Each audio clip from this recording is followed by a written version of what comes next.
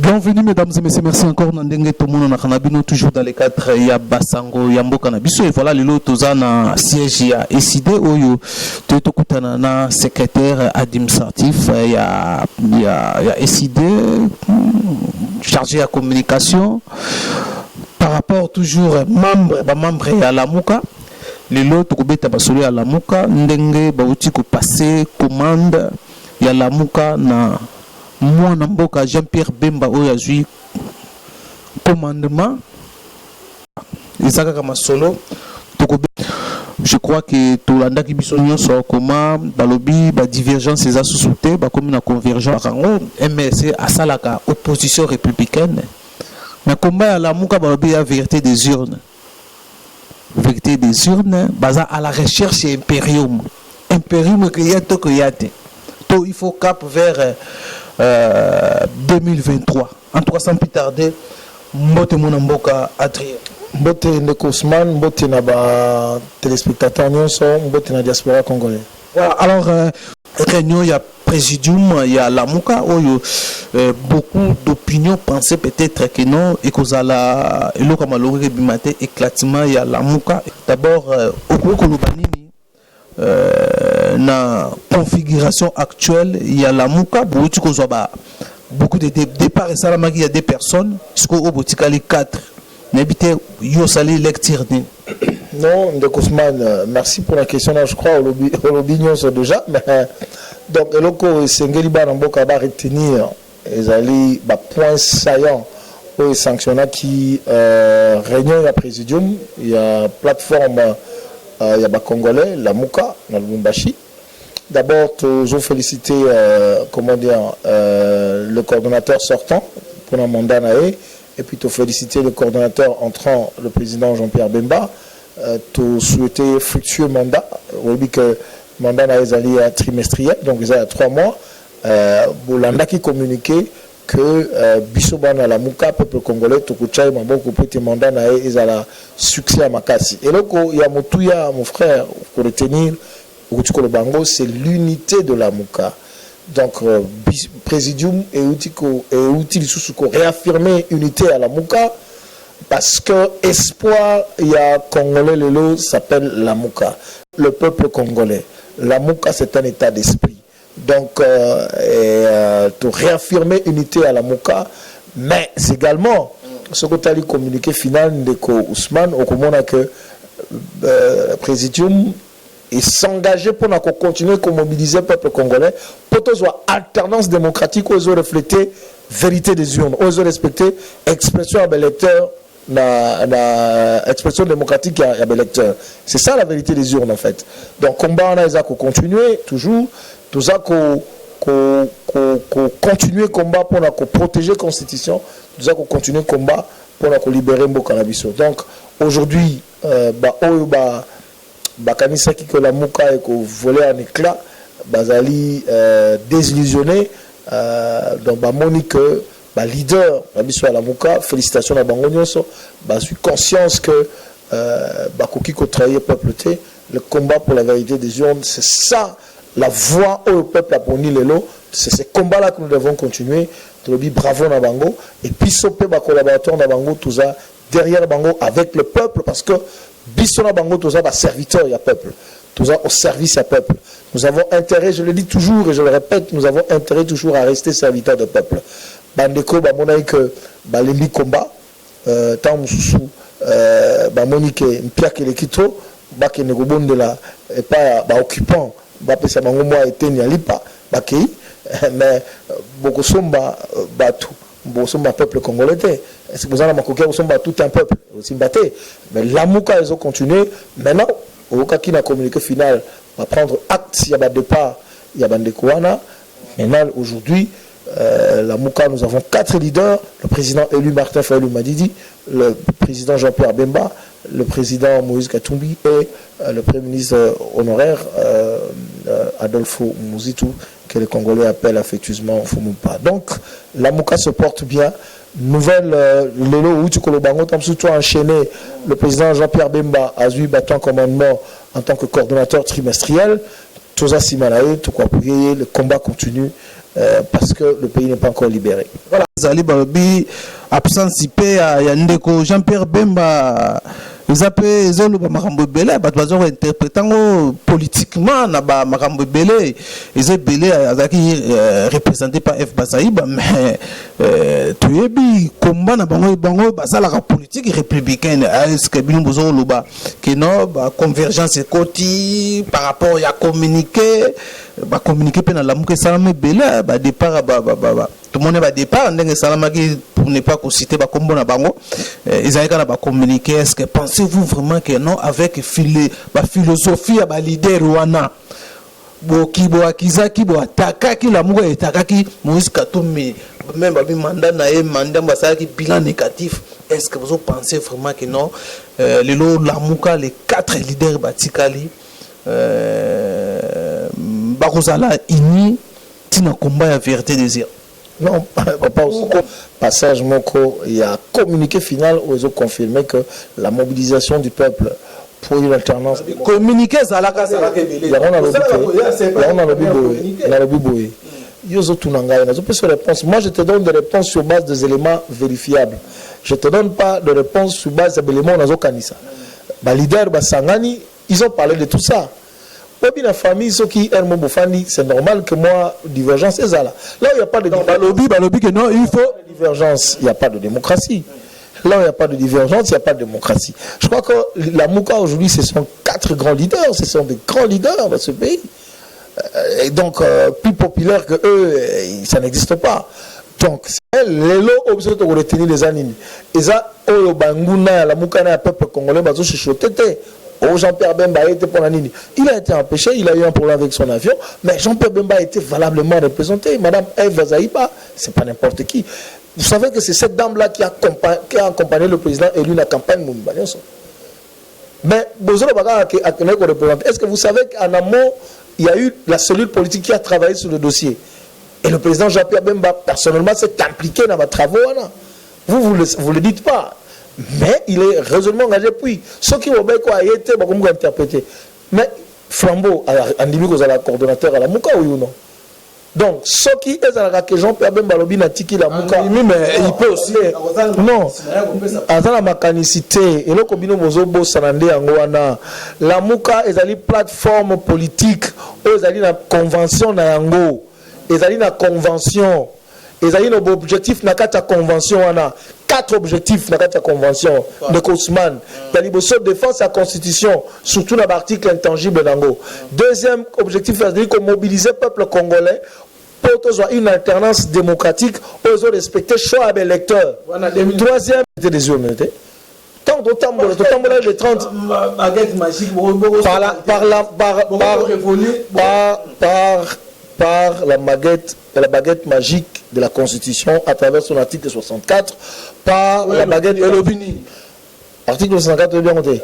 Congolais Nyonso a recruté le MELA, motono sur tout groupe d'individus au bas du pouvoir, dans ma case, tout bas exercer en violation de la Constitution. Est-ce que tout ça va gagner bas du pouvoir dans ma case? Chilombo, Kabila a confisqué le pouvoir, il y a peuple. Après ça, on a Chilombo a gagné l'élection alors que le peuple a pris Martin Fayulu. Mais Ousmane, on a compris la preuve parce que je m'excuse. Non, papa. Apporter ma preuve que non. Félix Tshisekedi va nommer économique. Dans le biais, les députés ont besoin ici de porter la preuve dans la Cour constitutionnelle. Donc, ce qui est au bon, ah, vous avez la preuve, hein? Oui. Vous avez contacté parfois. Vous avez la PV. Ah, Ousmane, on dit quelque part, on dit que c'est quand même, ça passe parce que Mboka, on a mis sur Mboka, tout comme un pays atypique. On dit que la Cour constitutionnelle, on a dit au moins, ça sonne dans Mboka. Tu as dit clairement que Kabila, Chilombo n'a pas gagné les élections. Kabila a refusé de donner le pouvoir, de remettre le pouvoir à celui qui a été réellement élu, Martin Fayulu Madidi, a sali deal na Chilombo, a nommé, a sali, nani, comment dire, Kabila sali les a débauchage. Après ce que Chilombo poste, fauteuil garapamba, tout le pouvoir lui garde. Preuve yango na Sénat, vous avez quel pouvoir vous là? n'avait pas de pouvoir. Alors que le peuple congolais, le 30 juin, à Silana Kina Bango, ce qu'on a dit vote, Kabila ne peut pas avoir la majorité au Parlement, la majorité au Sénat, la majorité dans l'Assemblée provinciale, dans le gouvernement, c'est impossible. Le Congolais avait dit, c'est fini. Mais à partir de Dila Kingakati, papa tika ba débat wana papa parce que réalité le terrain ils allient juste parce que Congolais tant il y a des députés nommés, il y a des députés compilés à Ebi. Il y a ce moment là puis élection présidentielle le monde va publier au temps bureau de vote pas bureau de vote la loi électorale dans un chapitre que tozo me makombo na dimension mususu on dit que loi électorale les a obligé na seni vraiment na dimension Jean-Pierre Mazui combattant commandement bon la dimension calendrier d'activité bon la opération tout ça loi électorale les a obligé na monsieur Nanga à publier les résultats bureau de vote c'est bien écrit dans la loi il n'a pas fait ça. Après, on va apporter des preuves, mais il faut un mot qu'on réfléchisse. Donc, preuve va apporter et preuve ezali. Et puis, bateau va preuve ezali. Tout le monde va preuve, maman va preuve dans la cour constitutionnelle, va juge batala la on a cours de la honte. Il y a un moni un moto de retard. C'est-à-dire que cette cour-là, c'est la cour à Kabila, c'est au service de Kabila, point barre.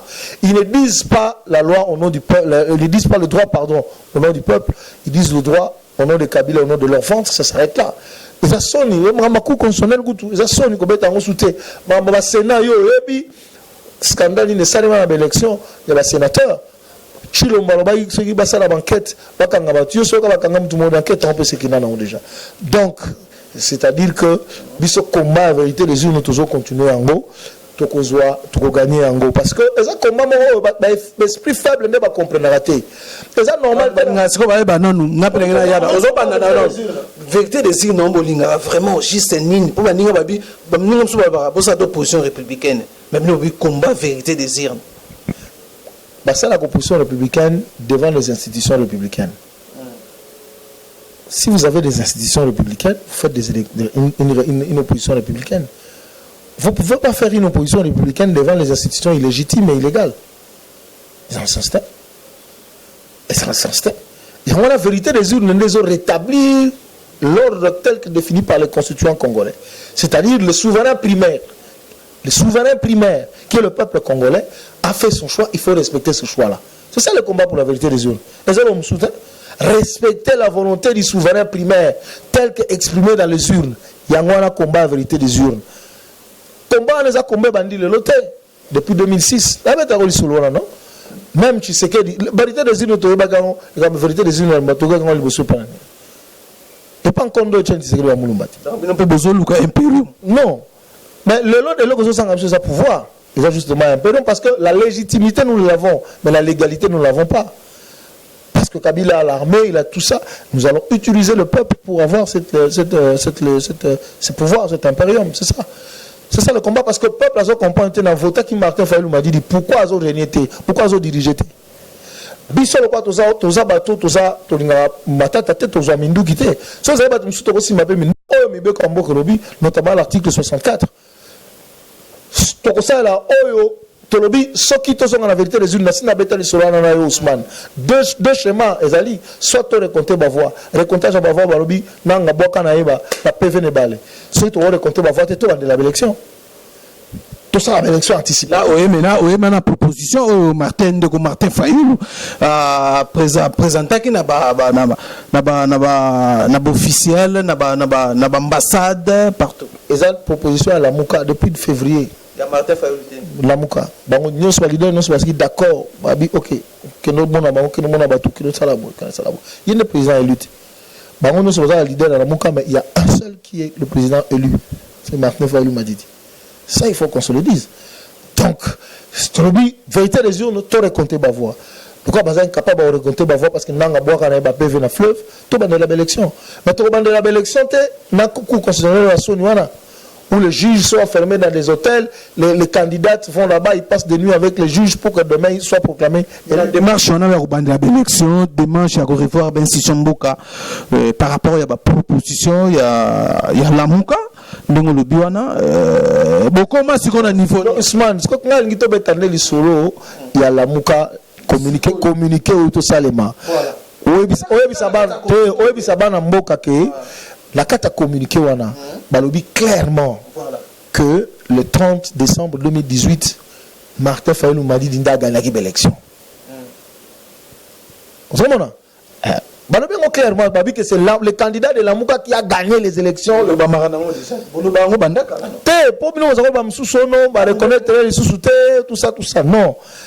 Tous les leaders là, Moïse Katumbi, Martin Fayulu lui-même, Adolphe Mouzitou, Jean-Pierre Bemba reconnaissent que c'est lui, c'est leur candidat qui a gagné les élections. Je crois que bateau au sein de la discussion à Pamba, ils doivent s'arrêter et réfléchir. Aux vérités à têtu, à tout une vérité n'engagez pas. Pourquoi le balobanayo sur la mission dans la gagné l'élection? Au bout, il y a des volontaires peuple. Pour les autres, ceux qui ont expliqué au peuple congolais qu'il fallait gagner l'élection, mais donc on a habité ce que tu as certaines opinions, Babi, bon, déjà l'équipe, il fallait maintenant envisager déjà, projeter déjà 2023. Ousmane, ni l'équipe. Mais pourquoi vous prenez la vie des gens à la légère comme ça? Ni l'équipe. Alors, ceux qui m'ont dit l'équipe, nous ne pouvons pas y aller à l'équipe. Nous ne pouvons pas abomi Moutou. Est-ce que vous pensez vraiment que les actions au Rosanayango et que porter gain de cause dans la Mouka? On a une réflexion, on a des oboma, Mboka. Mouta yibi mbonga l'État, bo mundinga saga na mbonga l'État, papa ici il y a chance na et les canons de moi. Mboka équilibre, soutenir de l'équipe. Bah yibi victoire à peuple, bo bien c'est l'équipe nango. Non. Mais ce qui peuple a gangité. Abi ne baba komoni ndo kibele la belle élité moyiba oya ozonga swa oya oyiba changement kozate ndeko Ousmane mine mozo kende parce que j'ai que mine mozo kende no basa ba blague basa na mboka te biso na kata la muka tozo bunda pona mabele ba koko na biso non ça ba blague nous sommes sous-occupés dans l'occupation yo ça l'alliance na occupant on y biso to bettre maboko peuple congolais a lobby na boyo occupant ken azur na aponi Martin Fayulu yo ke yo seul alliance na occupant biso to bettre maboko poza mwana Etienne Tshisekedi mboko ezaka mboko Etienne Tshisekedi ba congolais nyoso baza na mboko Congo za bango te. Faut arrêter. Donc les blagues to moni no mende za boye menace mboka o eza mboka mabele ya ba koko na biso ba batela yango ba colonisateur ba ya ba bunda Congo to zwa ndenge za boye to ko batela yango tina suka ba o bazo kanisa ke ba ko balkaniser mboka oyo ba ko suka mabe. Chilombo ne va pas faciliter la tâche à Kabila, au contraire on va leur compliquer la tâche. Congo ekotika la Congo plan na bango ekosimbati. Donc, ils ont la confiance occupante, donc il y a une confiance occupante. Même les gens qui parlent, on a adressé la lettre à Chilombo pour chercher le pouvoir. Non, l'occupant, on ne joue pas avec l'occupant. Chilombo est allé manger dans la main de l'occupant. Il a quoi, Chilombo? Pardon? Et Simbate, occupant soit bendu, pas si ça. Occupant soit bendu, pas si ça. C'est ce que Chilombo ne comprend pas. Donc, biso, la Katalamuka, tout ça, on a combat pour nous libérer Mboka na biso. État d'esprit, on a notre bila Mouka, il y a un moment où tambola dans toutes les provinces, dans ma ville, Nyon Sukokita. Biso, la communicateur à la Mouka, na terrain, pour expliquer à Mboka qu'il faut tout bunda pour libérer Mboka na biso. Et c'est normalité. Il y a un pays en Afrique, au Mobimba, Makambo, le Kana, Congo, le Kana. Il y a un pays un pays Mokote. Donc, biso, tout bunda de façon que Mboka na biso est à la libérer et c'est ça le combat que nous sommes en train de mener. Donc les lots faut que l'idée dans la Mouka d'abord dans quatre documents on peut réaffirmer l'unité il y a la Mouka parce qu'ils ont compris que nous avons intérêt à servir le peuple. Si nous ne servons pas le peuple va nous enterrer. Bazamaïle, félicitations. Toujours continuer le combat pour la vérité des gens. Voilà, combat pour la vérité des urnes. Combat ça continue avec Tobengango, nouvelle configuration. Ça, ils ont déjà wana. On a évité les actions. Besoin de l'esco calendrier à Jean-Pierre Bemba Bima pour beaucoup d'actions. Il y a terrain. Cellule politique est proposée qui action. Un nouveau coordonnateur Agotala, à quoi aménager ceux qui excusez, Atali Ango. Excusez, Bakosulana, Baningana na président, lever l'option, le calendrier d'action. Tout contre l'action, mais déjà, le président élu en tant que coordonnateur, il y a non, il y a la Mouka, mais coordonnateur, il y a dynamique l'opposition. Le président élu Martin Fayou m'a dit dimanche le 4, Makan Luka, grand meeting, le commandant du peuple face au peuple. Grand meeting de message. Primaire message, je te dis mon candidat, papa. Mais on a obligé parce qu'il y a une ligne à la Moukati. Il y a une ligne la Moukati tracée au Manakomba. Il y a un peuple congolais le selon Moussous. Mais là, si on a la Mouka Azana ligne selon Moussous par rapport à tant il y a 3 mois, il y a Moïse Katumbe. La Mouka, c'est le peuple. Le peuple a la ligne Moussous. On a les politiciens, les lois, on a un Pierre Kezunga, on a quel côté Moussous, peuple à la constant. Le peuple est constant dans son combat. C'est nous maintenant les leaders politiques qui avons intérêt à suivre le peuple dans sa constance. Le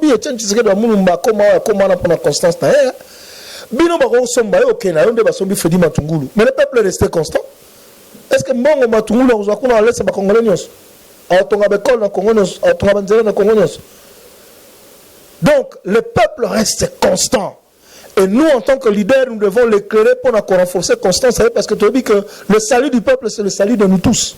C'est ça qu'avec ma leader, on lead. En anglais, on dit to lead, conduire. Voilà. Alors, pour tout ça, donc, tout le monde qui est Martin Fayou, le candidat à Bino, après ce moment d'ordre, la Mouka, candidat la Mouka, contre une institution, mais tout le monde est dans le bureau à Sénat. Un de votre. Il y a la Mouka, Aza déjà dans le bureau à Sénat, rapporteur adjoint. Question Olivier Kamita. Donc, Olivier Kamita, pardon, sa fille sonne Kamita. Non, question vous allez examiner au niveau à la Mouka et puis on va tirer les conséquences. Je crois que c'est clair parce que d'abord il y a une proposition il y a Martin Fayou le président Balobaginin c'est un bazar il y a mon côté et ça aussi na ba tout ensemble bazana kati to ba qui to suspendre de participation à la jusqu'à preuve du contraire. C'est ce que le président avait dit, mais c'était réhabiliter problème réhabilitation à député Nabiso. C'était ça non? Député est validé Nabiso. On a validé les autres et puis le 8, le 8. Donc tout ça là qui a une mesure non conservatoire provisoire pour nous pression pour baser député Nabiso. C'était ça. Mais on n'a pas dit que député Nabiso va siéger. Non. C'est pas ça. n'a pas pu institution. Oui, bon, wana siko communique en oyo na niveau na lobiana niveau la muka. On peut misusu ba nommer bango déjà ba mandataire à l'état. Ah, il va lisa mandataire c'est bien. Ceux qui non mais Kyungu est-ce que Kyungu mo l'obligation na la muka te o ka ngote azan ensemble na Moïse Katumbi. Ah, on habite on a des ordres on a même ba congolais ba comprendre ngote. Donc Kyungu pour la mise à la unité. Donc il y a même la présidium na nunga kusu ba yebisa ki coordonnateur Moïse Katumbi à mettre de l'ordre dans la famille politique. Voilà, c'est ça question na ça qui n'ont vraiment très majeur. Est-ce que présidium ba meka ko débattre la question de Tiamar que il faut qu'on mette il faut qu'on mette de l'ordre parce que sur autant une communiqué final ba lobi que ça la proposition mo salami o ko za étudier na chaque composante à la muka leader na composante na ko mettre de l'ordre. Il faut qu'on mette de l'ordre parce que ceux qui n'a communiqué final ba leader non so ba lobi que Martin Fayou nem ta gagner l'élection. Mais na base na ba bazo contredire wana bazali base te oyo ki déjà ba msuba ko molonga ensemble non ka c'est ça alongo na oka ite alongo ensemble alongo la muka mais alongo soki na alongo il fait son combat à part il n'est plus avec Moïse non on m'a dit ça non il a fait une déclaration dans ce sens là azali son G7 comment ça dit G7 AR quelque chose comme ça boka gande. Donc, mingo bana nzala ba luka poste pas chilombo ba lunga na mamba okende. Maintenant ils ont montré que non na la muka il y a des quoi non il y a des logo mususu pour traiter un mouvement bien té ko c'est pas conséquence la combat omoni combat otika ra bino moko dynamique de l'opposition otika na la muka combat to tika na peuple. Surtout tika absolument to biso monter to tika na peuple. Combat au besoin de non papa. Soko tali histoire ya mboka oyo komona ngoza normal. Soki na histoire ata isola les alliés. Omona ki bat basomba maka. Tu sais que l'article est constant, il y a des peuples. Asimbaki. Akutu na 2011 na ba député na mo rutu atikei ba kei na bango. mais à quel cas on a pas unité wana basalango vraiment te na ndenge yo sokanisela na ndenge communiquer zati unité ni la muka non ils a unité non l'entourage ya ba leader wana bazo définir bazana vision mususu par rapport ya ba leader ya la muka. L'essentiel c'est la vision du peuple. La vision du peuple c'est le combat pour la vérité des urnes. Point barre. Naïbso que ba leader tout va comprendre que ce c'est carté dans combat pour la vérité des urnes, le peuple a enterré. On a tiré cette leçon là. Tant ba okende kuna boloba kuna ha esili kututela olongwa na ye okuna okeni na ye awosala bomoni. Voilà, mesdames et messieurs, nous sommes à la fin. Merci Nabi Unyoso Tokozonga, Tobeta Masolo, pour les amours mingi, Tokosolo là, à peine total à comment évolution et Kosalama la Mouka avec la nouvelle configuration où bah comme bâtir en place tout à la ce qui va se passer comme pour la dernière question, mais il y a des quoi au sein de la Mouka où il y a Nakata Bamba, na leader na bango na base na bango, entourage na bango, bah se définir autrement. Vision politique actuelle, il y a pour toujours total comment ils vont évoluer avec les quatre là. Merci Nabino, merci na Pisca derrière la caméra, merci aussi na Adrien de la PCBC le aussi occasion to solo Nabino pour ba makambo ya la muka une minute car ne Ousmane na bisa bande kwa diaspora au bazana besoin contacter biso parce que balobi to dit que bazana ba idée malamu tout ça la analyse na bino ba discussion na bino pour na ko guiser ba argumentaire na biso ko ka ba solution na problème en boka pour contacter biso à tout moment numéro nazo PC zappé sur WhatsApp plus 243 81 250 34 37 plus 243 81 250 34 37 pour des discussions pour comment des confrontations bah idée de façon que tout le monde en réunit ensemble on va libérer notre pays. Voilà, merci Nabino, ça n'est fini. Tokutani Mbale Yassima, na numéro Moussoussou, bye bye.